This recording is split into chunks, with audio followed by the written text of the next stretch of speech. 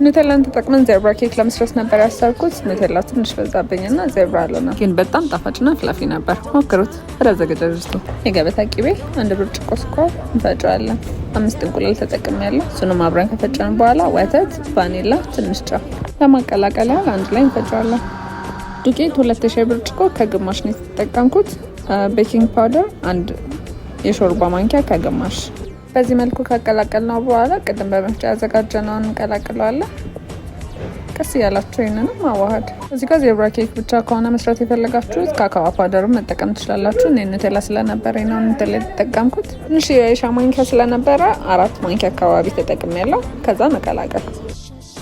ዜብራ እንዲሆን ስለተፈለገ ላየሩ እንዲመጣላችሁ 1 ከነጩ 1 ከቡኒ እያደረጋችሁ በዚህ መልኩ ማድረግ ነው በየተራ።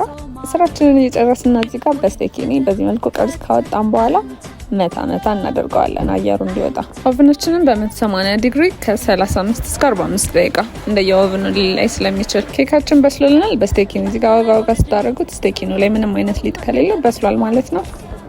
እንደምታዩት መቁረስ አይደለም፣ ዝም ብዬ ሂደት ስልበት ራሱ ፍርክስ የሚል ነው። በጣም ጣፋጭ በጣም ፍላፊ ነበረ። እዚህ ጋር ትንሽዬ የቤኪንግ ፓውደር ስላበዛውበት አናቱ ፍርክስክስ ብሎብኛል። ቤኪንግ ፓውደሩ አንሶ ጭምልቅልቅ ከሚል እንደዚህ በስቶ ፍርክስክስ ቢልም አይዶንት ማይንድ። በጣም ጣፋጭ ነበረ። በየቤታችሁ ሞክሩት። ባይ